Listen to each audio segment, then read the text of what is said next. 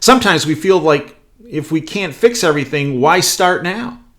Fight this feeling and instead chip away at the small things you can do, and together we will turn this ship around. Keep in mind the work I describe is neither fast-paced nor exciting.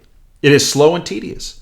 Local council meetings are usually long and drawn out. Lobbying at your state capitol is time-consuming. Discussing politics with your friends, family, or neighbors is uncomfortable and sometimes alienating. Yes, it's hard, but life is hard. At the local level, we must encourage each other to take care of the little things. That's how we inspire and motivate. That's how we make a difference. As an American, I served in the armed forces that guard our country and our way of life. I was and am prepared to give my life in its defense. I have but one lantern that guides my actions, and that is the lantern of experience. General Flynn goes on. I have seen evil, and evil's greatest fear is courageous, devoted accountability. The mask of evil will often have a smile and a handout, but let's not be fooled or lulled into sleep by the actions or appearance, only but be awoken by the actions of courage and devotion. Founding Father Samuel Adams said, quote, "If you love wealth greater than liberty, the tranquility of servitude greater than the animating contest for freedom, go home from us in peace. We seek not your counsel nor your arms. Crouch down and lick the hand that feeds you. May your chains set lightly upon you, and may posterity forget that you were our countrymen," end quote. In essence, if you don't like America or what it stands for, leave. It is not uncommon for man to be complacent while indulging in the illusions of hope. Tyrants want an uninformed public. In fact, it's in their best interests. Why do you think our media constantly deceives us through false and anonymous reporting? Hoping that someone will save us, that God will strike down evil before us, or that others will stand in our place and do the right thing is foolish thinking. Shutting our eyes against the painful truth that tyranny is knocking on America's doors won't save us from the hazards we will certainly face. The future is unknown, but there is no need to move into it blindly. America now stands in need of its patriots to prevent its ruins. Never forget, those things that are most precious can only be saved by sacrifice. The very institutions designed by our founding fathers to guarantee accountability in our freedoms have become increasingly challenged by brazen, hostile, and evil forces seeking to hijack and tear down those institutions and the products of lifetimes of evolutionary American societal changes. Attacking our culture, our history, the monuments that remind us of our storied past, societal support structures, and the very fabric of our nation. It is not the first time tyranny challenged freedom, nor will it be the last time. Nonetheless, it is our time and our responsibility to act. Along the way, quote, useful idiots, end quote, mob rule the streets of America's democratic strongholds and suppress lawful accountability. The left is going to remove our rights, and those who currently rampage our streets and support this violent cause will also be cast aside. They are only useful until they can no longer be controlled. For me, I can imagine the Marxists incentivizing violence and drugs in our streets to use as an excuse to go after gun ownership or ammunition, thereby tightly regulating and taking away our Second Amendment right that guarantees our right to self-defense. As we are seeing across our government today, they have spiked our institutions of accountability with left-leaning sympathizers who would selectively go after any opposition to their ham-fisted rule. Left-leaning big tech firms that thrive because of our Constitution and Bill of Rights invade our privacy, observe us at will, and control all information we are able to receive and broadcast, thereby ensuring that we will never leave the security state. At what point will there be no turning back? Are we heading toward an America that is no better than a third-rate nation or a failed society as many great empires of the past? Our rights, our property, our liberty, our happiness, and yes, our very lives are at stake in this upcoming election. You ask, is this possible? Our republic was made by man, so too can it be undone by man. God is also at risk in this new society that is rushing to take over America. Remember what they hate. When we kneel before God, They know we can stand before anyone. However, their plan depends on us following the path they have laid out in front of us. Our path is not known but by the grace of God. It is He who shines the light ahead of us, showing us the way to truth and justice. I am not a faith-wearing Christian. I do believe that the strength of our convictions and a strong belief in God is vital for a happier and healthier life. While we are all imperfect, we are also capable of learning and growing. The time for spiritual growth as a nation is upon us. Ripping faith out of the fabric that is America is what the Marxist left is attempting to do. We cannot allow this to happen. This current assault will absolutely be stopped if each of us does our part. Words mean little when action is required, and now it is time for thoughtful, selfless action to protect and maintain the integrity of our nation, a nation that has much to be grateful for. Our rich past is filled with strength and imperfections that make us who we are today.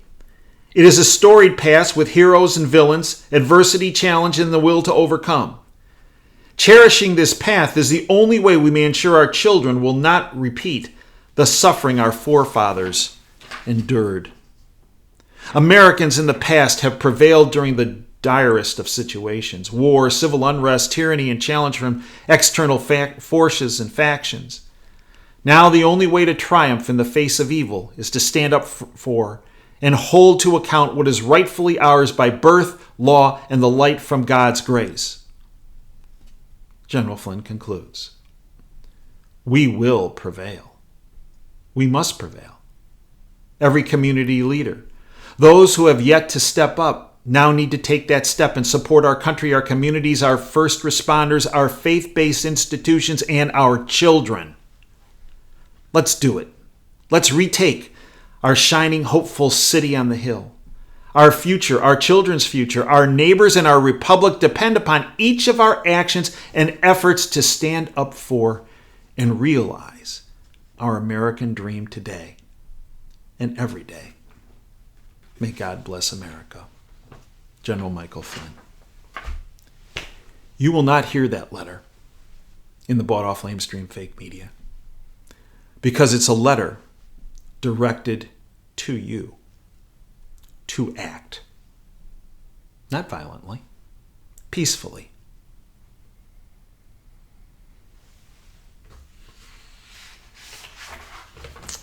Let me give you an example of someone who is implementing what General Flynn just spoke about. Mike Ditka, I grew up in Chicago, as you know. Mike Ditka, football player for the Chicago Bears, became the coach of the Chicago Bears. I was honored to be a friend of George Halas, one of the founders of the NFL and the owner of the Chicago Bears. Our families go way back. I'll spare you the history, but it's actually kind of funny. But George Halas and I became very good friends. I had the opportunity to care for Coach Halas, and we became friends in the process.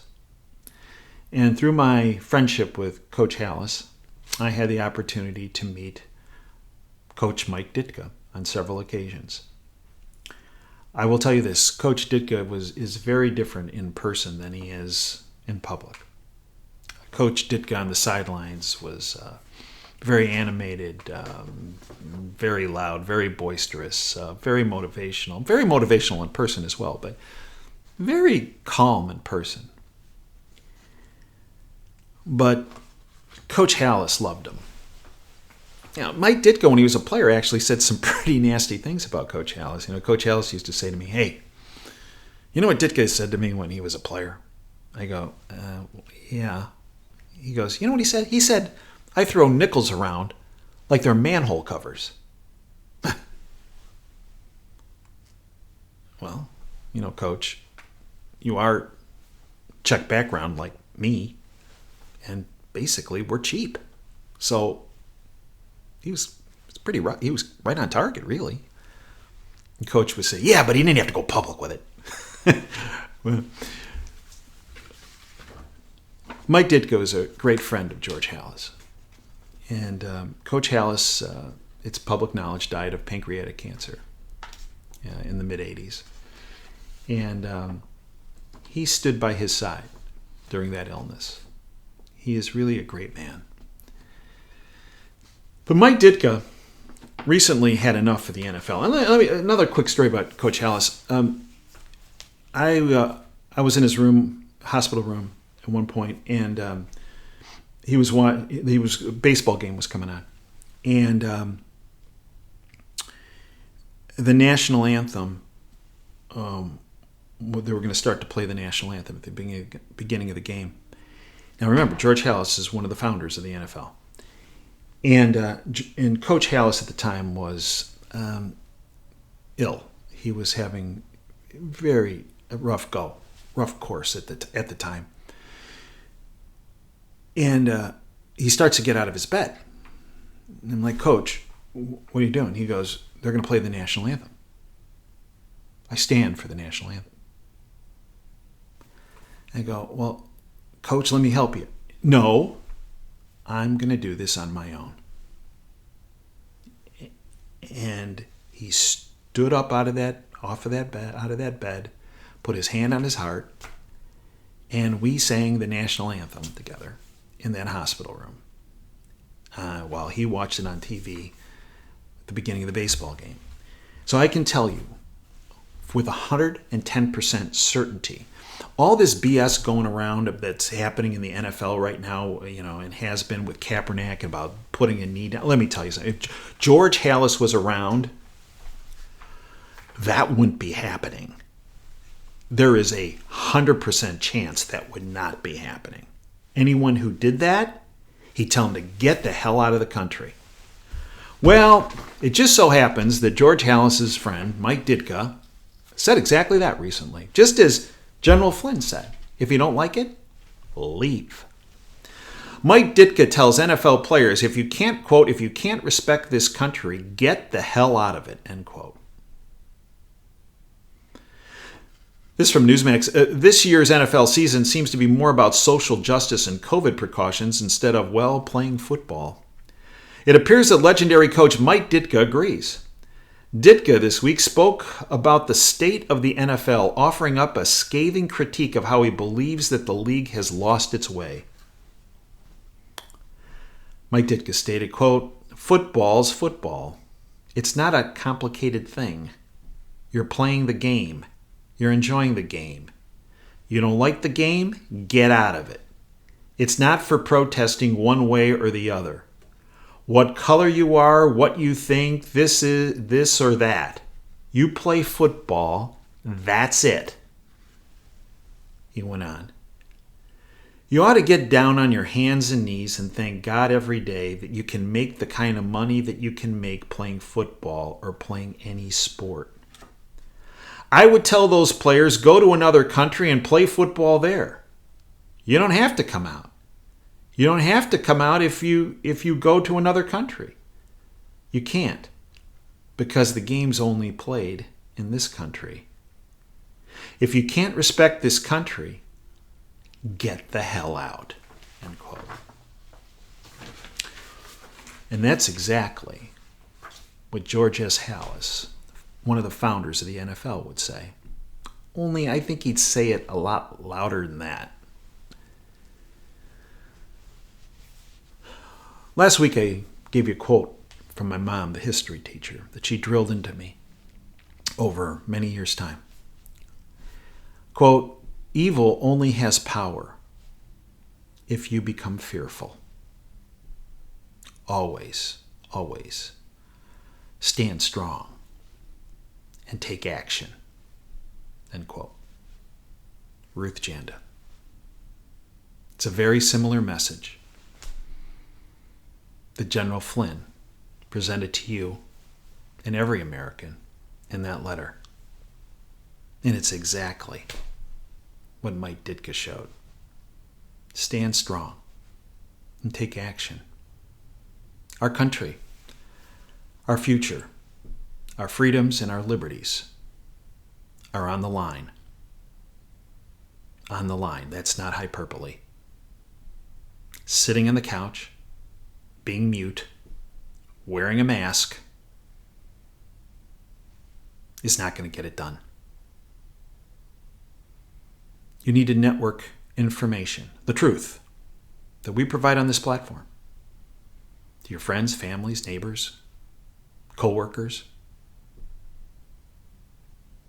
because they need to realize their lives, their freedoms, their liberties, and their country, America, is on the line. I thank you for your time. Until next time, Dave Janis signing off. Dream big and dare to fail. I hope you'll join us for the radio show every Sunday from 2 to 5 Eastern. Stream it live. It's free. But I also hope you'll become a member of our subscription platform. $9 a month, biggest bang for the buck in all the internet. Extra shows, extra content, extra insight, extra information. All available, plus the archives to all of our shows. All the archives, the radio shows going all the way back to October 2010, since the inception of the show. But the archives to our WTF show, Insider Insight show, Department of Advanced Research show, Healthcare Policy series, all present for our subscribers. I hope you become part of our freedom family. Thanks for your time.